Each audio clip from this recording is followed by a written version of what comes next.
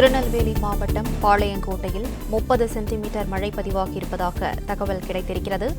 இரவு 8:30 மணி வரையிலான 24 மணி நேரத்தில் பாளையங்கோட்டையில் 30 சென்டிமீட்டர் மழை பதிவாகியிருப்பதாகவும் தகவல் வெளியாகியிருக்கிறது.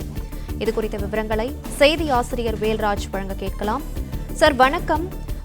30 சென்டிமீட்டர் மழை பதிவாகியிருப்பதாக தெரிவிக்கப்பட்டிருக்கிறது. அதிகபட்சமாக எவ்வளவு மழை பதிவாகியிருக்கிறது சார்? மேலும் விவரங்களை சொல்லலாம்.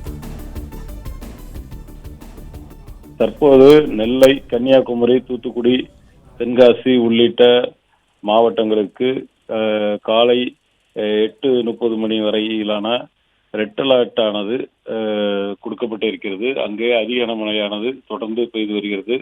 கடந்த 24 மணி நேரத்தில் மட்டும், அதாவது கடந்த 24 மணி நேரத்தில் தற்போது 8:30 மணி வரையிலான இந்த கடந்த 24 மணி நேரத்தில் பாளையங்கோட்டையில் மட்டும் 30 சென்டிமீட்டர் மழை பதிவாகி இருப்பதாக வானிலை மையம் தெரிவித்திருக்கிறது. குறிப்பாக இதற்கு முன்பாக அங்கே தூத்துக்குடி மாவட்டத்தில் சிறுவைகுண்டம் தாலுகாவுக்குட்பட்ட பகுதிகளில் 40 சென்டிமீட்டர் வரை மழை பதிவாகி இருந்தது. மேலும் சாத்தான்குளம் பகுதியில் 30 சென்டிமீட்டர் வரை மழை பதிவாகி இருந்தது. அதன் தொடர்ச்சியாக தற்போது நெல்லை மாவட்டத்துக்குட்பட்ட பாளையங்கோட்டையிலே 30 சென்டிமீட்டர் மழையானது பதிவாகி இருக்கிறது.